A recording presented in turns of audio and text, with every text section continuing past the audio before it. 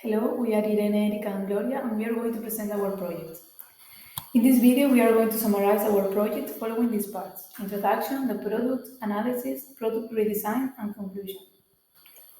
For this assignment, we chose the Marine Core Composites, a Portuguese company with some of its factories near Braveiro, that introduced us to the Corco block set. Amorim is one of the world's largest cork producer and one of the most dynamic Portuguese multinationals. This company has an innovation pilot plan called Amorim Cork Composites, entirely dedicated to the research and development of cork evaluation. We can see here the product. It is a set of building blocks for children. It consists of 20 pieces of 8 different shapes and colors.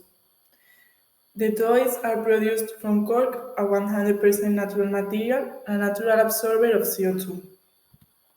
The product is made of 90% of granulated cork and 10% of polyurethane resin. The cork used by the company comes from many countries, and the cork of these products come from defective cork stoppers and leftovers. The life cycle of the cork is long unless it is exposed to extremely harsh conditions. We can see here the steps in the production. The granulated core is mixed with the polyurethane resin in a mixer. Then the mixture is pressed in a mold with cavities with different shapes of the blocks, and then the pieces go to the sanding process, where a machine sands the imperfection of the product. Then the pieces are painted and packaged in another company, and finally the product is distributed. The packaging is made entirely of cardboard paper. It is obtained by an external supplier and it is optimized to not have free spaces. For the analysis in equalizer, we made some approximations, as we can see in the image. Polyurethane is the material that has the biggest impact, and this represents an issue to take into account. We have just made the calculations of the transport of the raw cork from Alentejo to Moceiros, because we did not have more information about this. For the processing, we made also estimations from the energy consumption of the machines shown before. We obtained a total punctuation of 93.72, where the production has the highest impact. In OpenLCA, we can see the six processes and its input: mixture, pressing, sanding, painting, packaging, and transportation. Taking into account the guidelines and recommendations of this ISO family, we want to avoid the use of polyurethane and lower the energy consumption. Related with lean manufacturing, in the analyzed product, we can reduce defects, weighting, and motion, with the design of new and more efficient molds and a space for the painting and packaging in the factory. We could obtain the ideal working flow presented in this diagram, eliminating the sanding process, and the painting and the packaging are made in the same factory.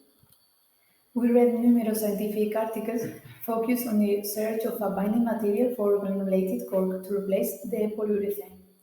We found some options as polysaccharides, coarse and good, and glycerin gelatin. The gelatin made of glycerin is the best option due to its good mechanical properties, and here at the right we can see the most appropriate composition for a good mechanical behavior. Between all the advantages of this agglomerated material, it's important to mention the good elastic resistance, tensile strength, and lower deformation. On the other hand, glycerin can be harmful if it is 100% pure.